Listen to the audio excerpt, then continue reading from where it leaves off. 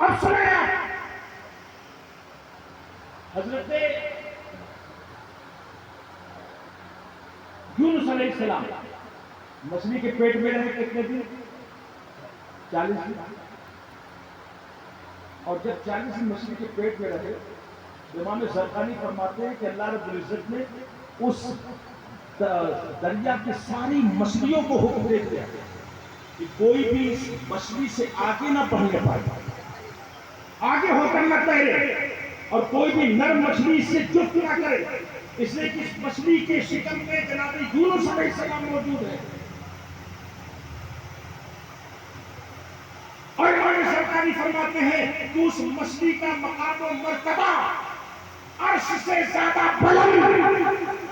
توجہ چاہوں گا، جس مچھلی کے شکم میں اللہ کا ایک پیغمبر 40 دن رہا، اس مچھلی کے حوالے سے امام زرقانی فرماتے ہیں ان کا مرتبہ عرش سے زیادہ بلند ہے. تو جس آمنہ کی شکم میں میرے مصطفیٰ 9 مہینے تک رہے، اس کے مقام و مرتبے کا عالم کیا ہوگا. جناب امام زرقانی فرماتے ہیں کہ حضرت جس مچھلی کے شکم میں سیدنا یونس علیہ السلام 40 دن تک رہے، اس مچھلی کا مقام و مرتبہ تو عرش سے بلند ہے. اور کل میدان محشر میں وہ مچھلی جنت میں جائے گی. مجھے کہنے دو، مچھلی کے شکم میں اللہ کا پیغمبر یونس علیہ السلام اگر 9 مہینے اگر 40 دن رہے تو مچھلی جنت میں جائے. جس آمنہ کے شکم میں 9 مہینے میرے مصطفیٰ کا نور موجود رہا، وہ آمنہ جہنم میں کیسے جا سکتی ہے؟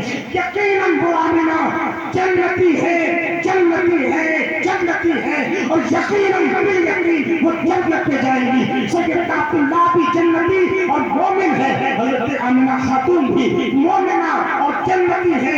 یہی 1400 سالوں سے مسلمانوں کا عقیدہ چلا آ رہا ہے. یہی ہمارا عقیدہ، یہی اسلاف کا عقیدہ، یہی محدثین کا عقیدہ، یہی مفسرین کا عقیدہ، یہی مجتہدین کا عقیدہ، یہی علماء کا عقیدہ، یہی صوفیہ کا عقیدہ کہ حضور کے تمام آبائے کرام اور امہات اعظام سب کے سب مومن اور سب کے سب جنتی ہیں. معزز دوستوں کہنا چاہتا ہوں، اب حضرت سیدہ آمنہ خاتون رضی اللہ تعالی عنہا کے بارے میں آئے کہ ذرا سا دیکھیے. وہ کہتی ہے کہ مشروب لا کے پیش کیا اور اس کے بعد میں نے پیا اور پیا تو کہا اور پیو میں نے اور پیا. اس کے بعد جناب جبریل نے کہا اے حبیب خدا آپ بھی جاؤ، اے نور خدا جلوہ بر بھی اقرار بھی ہو جاؤ، چرا کے کور جناؤ بڑا اندھیرا ہے، نقاب رخ سے ہٹاؤ بڑا اندھیرا ہے. اس کے بعد شام سے جلوہ در ہوا میرا بیٹا کہ جناب آمنہ خاتون بیان کرتی ہے ایک نور چمکا، اس سے روشنی پھیلی. میں نے مغرب کو دیکھا، میں نے مشرق کو دیکھا، میں نے شمال کو دیکھا، میں نے جنوب کو دیکھا. اور وہ کہتی ہے کہ میں نے دیکھا جبریل امین 3 جھنڈا لیے ہوئے ہیں، سفید جھنڈا،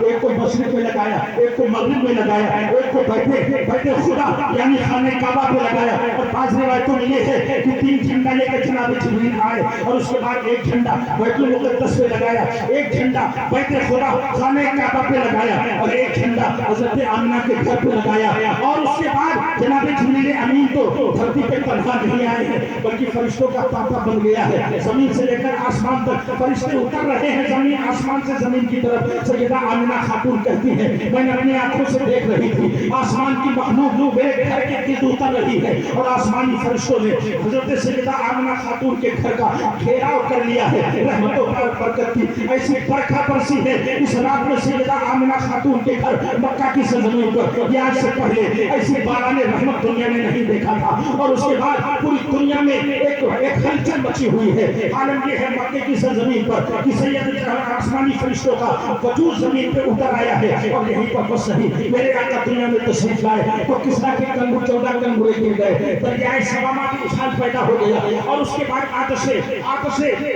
فارس کشتی ہوئی دکھلائی دی. اور سیدنا آمنہ خاتون کا بیان ہے، حضرت صفیہ کا بیان ہے جو میرے پیارے آقا کی پیاری پھوپھی ہے. وہ کہتی ہے کہ جب میرے آقا میرے محبوب میرے بھتیجے محمد صلی اللہ علیہ وسلم نے دھرتی پہ قدم رکھا، حضرت قرۃ الرحمن جامی علیہ الرحمن نے اس روایت کو نقل فرمایا ہے. وہ کہتی ہیں میں نے 10 نشانیاں دیکھی ہیں. پہلی نشانی تو یہ دیکھی کہ جب محمد صلی اللہ علیہ وسلم پیدا ہوئے تو ان کا چہرہ اتنا روشن تھا، اتنا جلوہ اتنا روشن تھا، اتنا زیادہ نور سے لبریز تھا کہ میں نے دیکھا چراغ کی روشنی مات پڑ رہی ہے. اس کے بعد سیدہ صفیہ بیان کرتی ہیں کہ میں نے دیکھا محمد صلی اللہ علیہ وسلم نے اس دھرتی پہ قدم رنجا فرمانے کے بعد سب سے پہلے دھرتی پہ سر رکھا، اور سر رکھنے کے بعد بارگاہ مولا میں عرض کیا یا رب حبیب امتی یا رب حبیب امتی، کہ اللہ میری امت کو معاف فرما دے۔ اور اس کے بعد سیدہ صفیہ کا بیان ہے، سجدے سے سر اٹھایا تو میں نے دیکھا ان کی انگشتیں شہادت آسمان کی طرف اٹھی ہوئی ہے، اور اس کے بعد زبان کان سے کہہ رہے ہیں لا الہ الا اللہ انی رسول اللہ، اللہ کے سوا کوئی پوجا اور پرستش کے لائق نہیں، میں اللہ کا رسول ہوں۔ اس کے بعد سیدہ صفیہ کا بیان ہے،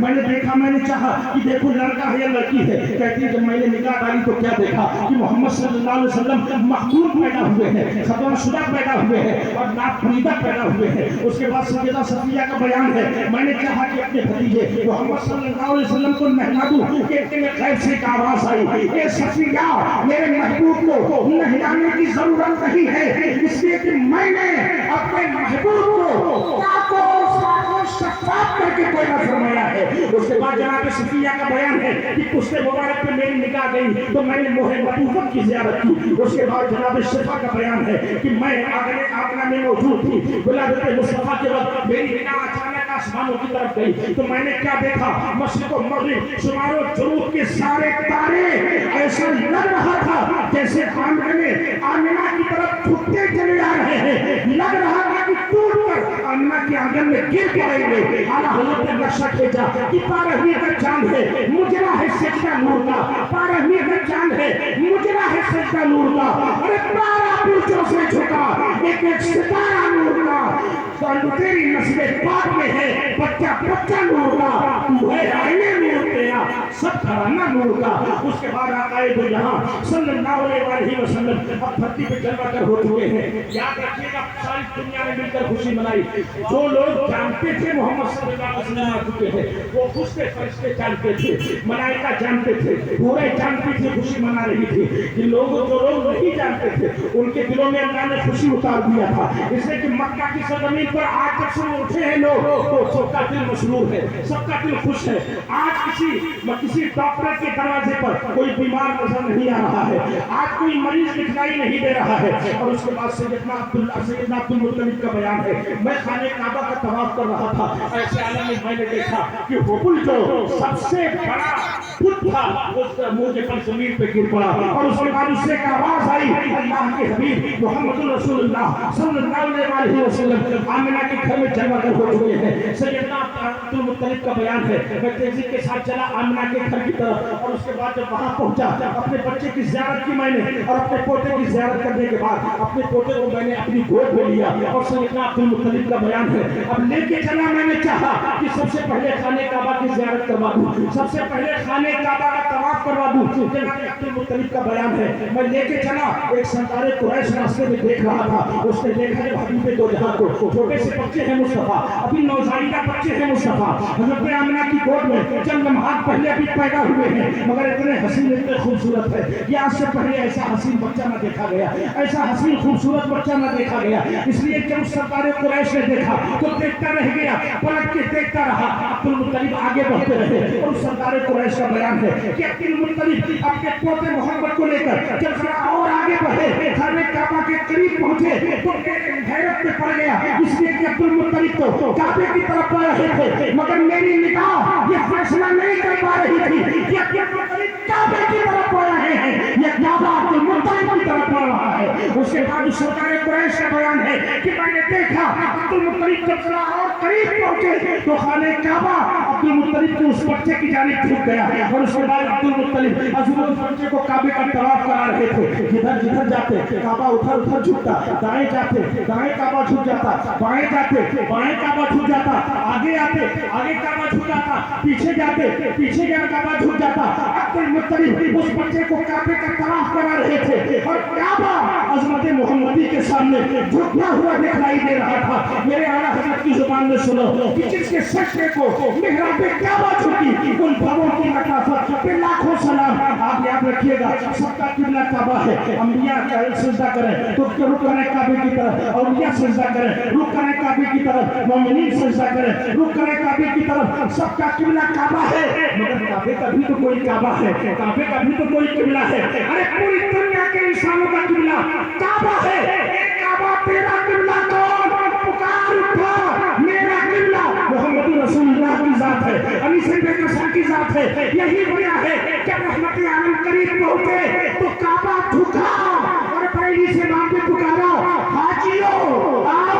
شہنشاہ کا دیکھو، ارے کعبہ تو دیکھ چکے، کعبے کا کعبہ دیکھو، غور سے سن تو رضا، کعبے سے آتی ہے صدا، میری آنکھوں سے میرے پیارے کا